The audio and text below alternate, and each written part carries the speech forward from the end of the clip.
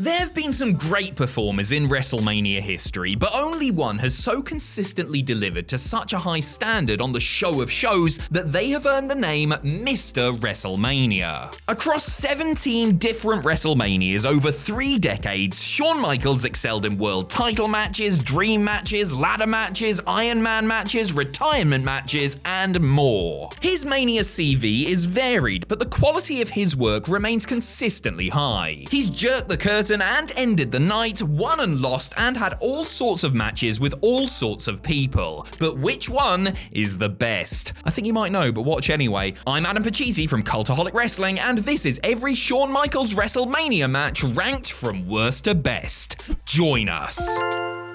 Number 17, The Rockers vs. the Twin Towers at WrestleMania 5. WrestleMania 5 was HBK's first, and true to form, he turned up for the big event looking like he'd had about an hour of sleep and he just ingested 15 Red Bulls. Red Bull here is, of course, slang for something else entirely. Allegedly. Anyway, for his first dance on the grandest stage, Michaels teamed up with fellow Red Bull enthusiast Marty Jannetty to take on the Twin Towers, Akeem and the Big Boss Man. The Rockers had developed quite a following at this point and were popular with the teenage girls in the audience, but that was only ever going to take them so far, and against such formidable opposition, the outcome was never really in doubt. Still, though it was basically an extended squash, it was alright for what it was. All the fast-paced tag teams in the world weren't going to budge the man from Cobb County, Georgia, or the man from... Wait, where was Akeem from? Oh, that's right, deepest, darkest Africa. Nothing racially insensitive about that whatsoever. Anyway, they weren't to budge, and Shawn ended up taking the pin after 8 minutes. Number 16, The Rockers vs. the Orient Express at WrestleMania 6. For his second WrestleMania outing, young mulleted Michaels had not quite developed into the show-stopping superworker who made it his mission to steal the showcase of the Immortals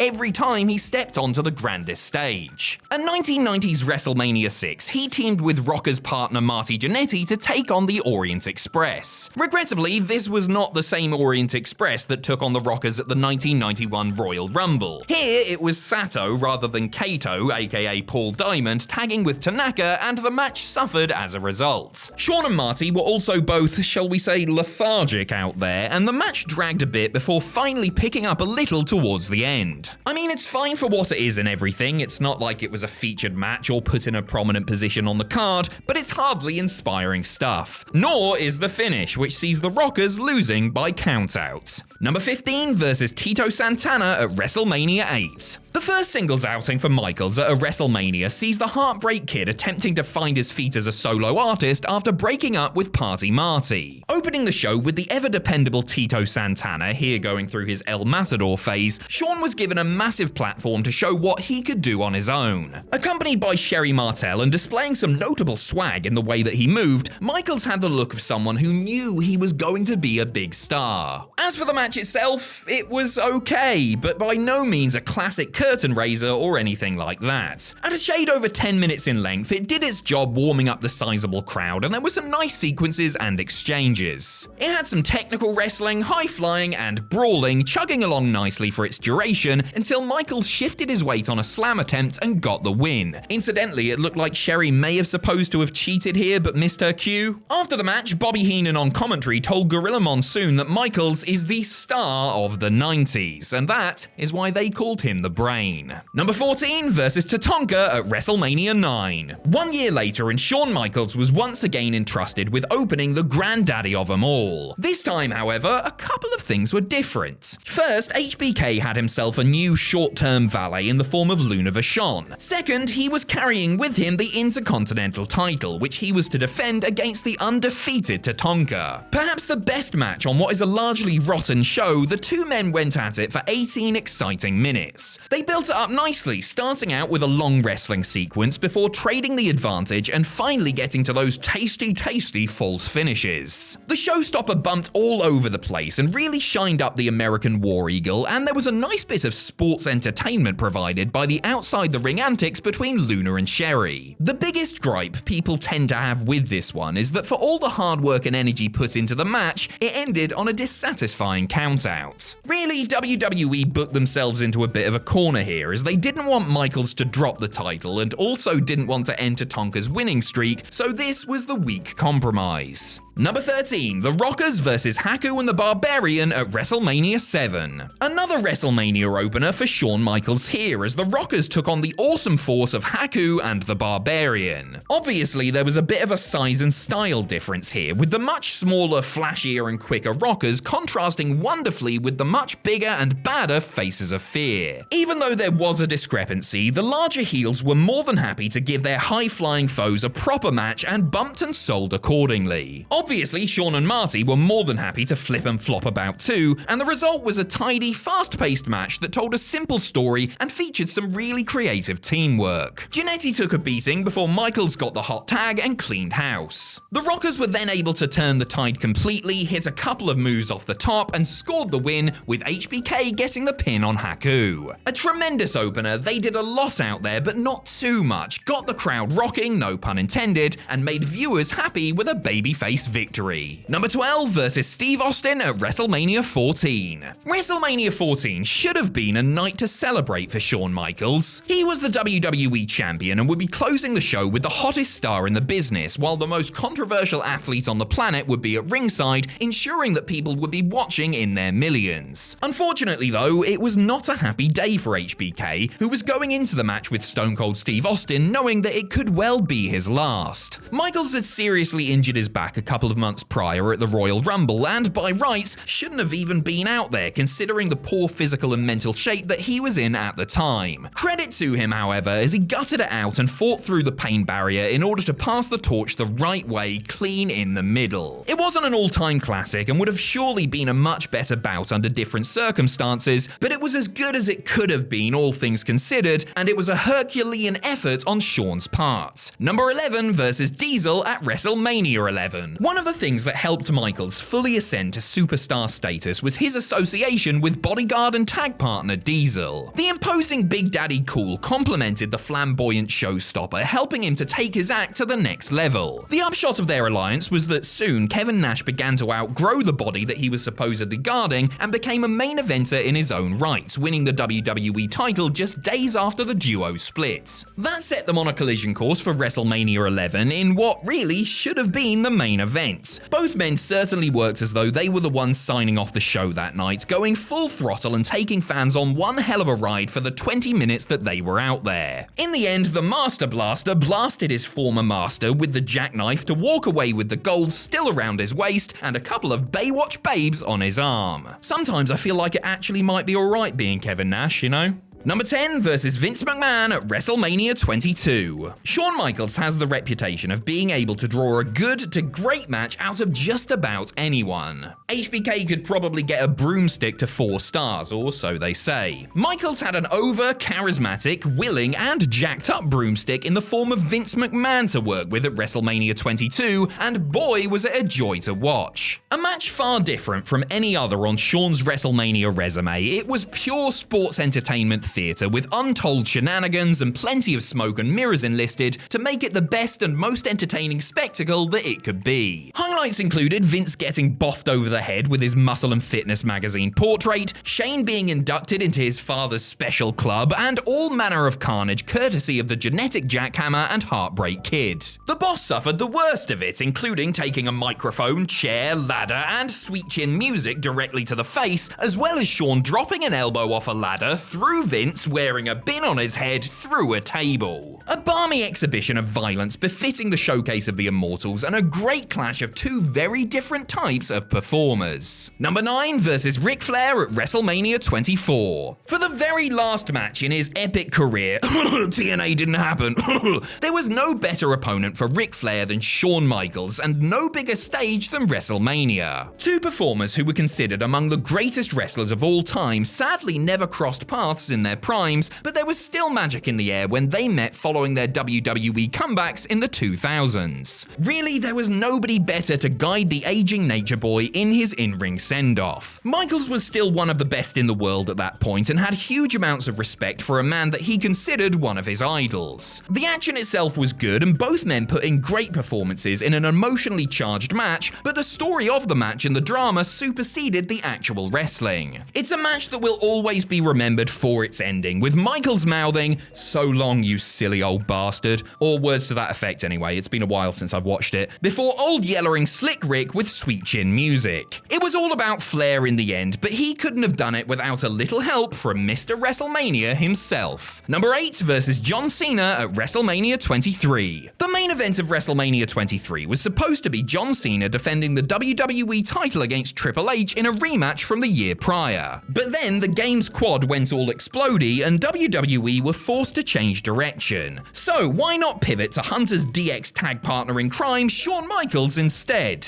The guarantor of the banger was the man to have a first-class match with Big Match John on the grandest stage. This was during the whole anti-Cena "you can't wrestle" era, and the champ was determined to show otherwise. Not that he actually had anything to prove, but a clinic with Michaels certainly won't have hurt. Stepping up his game several notches in order to keep up with one of the GOATs, Cena had what was then his best Mania outing ever in front of 80,000 in Detroit. The veteran Michaels dictated the pace and flow of the match and made certain that Cena timed his comebacks at the right moments before going full bore down the closing stretch. It would have been nice to see HBK win the big one and have another proper run with the belt, but he did a hell of a job putting over and enhancing the reputation of the franchise player. Number 7 versus Chris Jericho at WrestleMania 19. When Shawn Michaels improbably returned after a 4-year injury layoff in the summer of 2002, he wasn't fully committed to coming back to wrestling full-time, instead working the occasional big match while he sussed out whether or not his battered body could keep up with the demands of the business. His match against Chris Jericho at the loaded WrestleMania 19 signaled what was really the start of the proper return of Michaels, as he dispelled any doubt surrounding his ability by having an absolute thriller with Y2J. The match had a great story behind it, with Jericho wanting to prove that he was the next, even better version of a performer that he sought to emulate in his rookie years. Displaying an enviable chemistry with one another, Shawn and Chris wove one hell of a narrative out there, from the initial feeling out process to the slew of counters and counters to counters as the match went on. Shawn announced his WrestleMania return with a win, surprising Jericho with a roll-up to just about edge it. Jericho, ever the sportsman, was graceful in defeat. Number 6 versus Bret Hart at WrestleMania 12. If you're going to book two wrestlers to wrestle each other for an entire hour, you might as well make the match between Shawn Michaels and Bret Hart during their new generation pomp. In the main event of WrestleMania 12, the Hitman and the Heartbreak Kid pushed themselves to the limit in an Iron Man match that was built on a friendly rivalry and respect. The match is actually somewhat polarizing amongst fans. Some see it as a tour de force of technical excellence and storytelling between two of the absolute best. That said, others see it as a slow burner that burns too slowly and is hampered by the fact that neither man scores a fall for the 60 regulation minutes. Whichever side of the fence you sit on, and whether it's to your particular tastes or not, it is undoubtedly a rather beautiful piece of work and an achievement in and of itself. And if you're a die-hard fan of Michaels, you will savor watching the sexy boyhood dream come true when he pins Bret in sudden death overtime. Number 5 versus Triple H versus Chris Benoit at WrestleMania 20. It's not often that Shawn Michaels would be considered a third wheel, but his inclusion in the main event of WrestleMania 20 did raise eyebrows from folks who believed that it should have been Triple H taking on Chris Benoit in singles action instead. After all, Michaels had fought the Cerebral Assassin an untold number of times before and had been in the Mania main event a couple of times, while the Rabid Wolverine was a fresh challenger and had never headlined the biggest show of the year. While the motivations for putting him in the mix were debated, there was no debating that Shawn's inclusion made the match so much better. Triple threats can be tricky beasts to get right, but the trio of world-class talent in the ring at Madison Square Garden that night had no issues crafting a belter that had a little bit of everything. No mere supporting player, Michaels more than held up his end of the bargain and helped keep fans guessing right until Triple H tapped out to the crossface. Number 4 versus Razor Ramon at WrestleMania 10. Have there been better, more exciting ladder matches since Shawn Michaels and Razor Ramon fought to determine an undisputed Intercontinental Champion at WrestleMania 10? There have been, yes, but the historic showdown between the sexy boy and the bad guy was revolutionary and helped inspire a generation of daredevils seeking to emulate their work. The first televised ladder match in WWE history, outside of a trial run between Shawn and Bret Hart that was included on the Smack and Whack'em VHS tape, this was a perfect opportunity for Michaels to steal the show